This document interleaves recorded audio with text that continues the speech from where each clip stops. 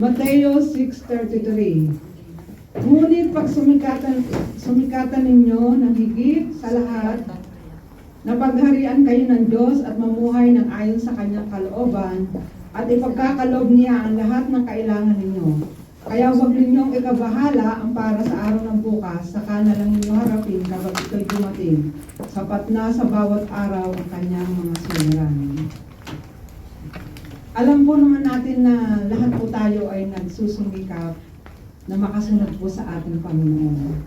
Nakikita po sa ating buhay at may kalaki po yung pagsunod natin sa ating Panginoon. Siya po yung nagsabi na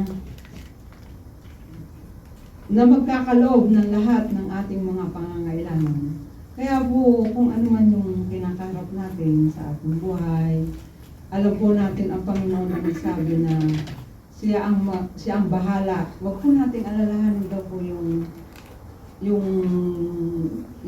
mga kalagayan natin kung wala tayong trabaho pa. Inihahanda po yun ng Panginoon.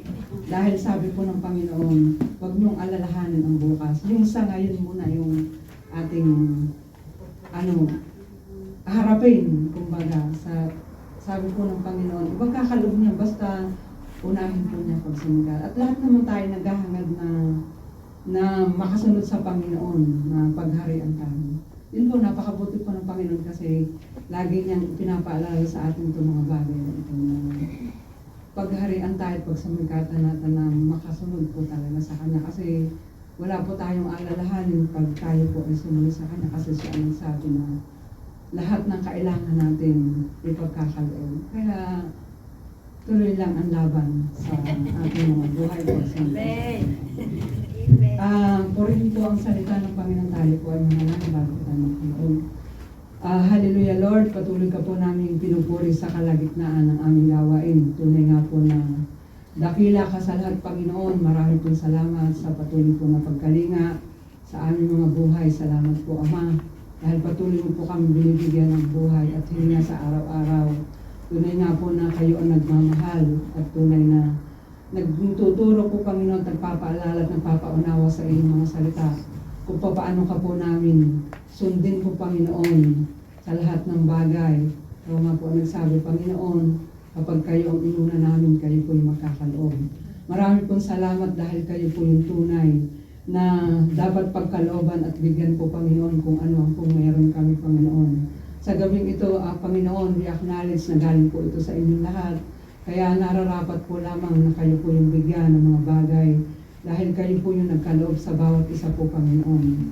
At dalangin din po namin, Panginoon, sa lahat po na magkakaloob ng tithes and offering po, Panginoon, ay tunay na po kayo ang magbasbas ng banal mo pong Espiritu na magamit lamang po na pagpapala sa iyong kaharian po, Panginoon. At dalangin din po namin sa lahat po ng nagkakaloob po sa inyo, sa aming mga kapatid, ang bawat isa po, Panginoon, yung pinanggalingan nito, yung kanilang mga employer, mga trabaho po nila, yung mga resources na pinagkaloob niya, ay tunay nga po na manggaling sa inyo ang mga pagpapala po, Panginoon. At dalangin din po namin, Panginoon, na pagharian niyo po ang bawat isa po, Panginoon, sa mga ganitong bagay dahil kayo po yung tunay na Diyos na tapat sa mga pangako na hindi po nagkulang at hindi nagpabaya po sa bawat isa. Tunay nga po na idinadalangin din po namin, Panginoon, ng lahat na magkakaloob na kaloob po nila ay tunay na magamit lamang po at maging kasapatan sa pangangailangan po ng iyong kaharian.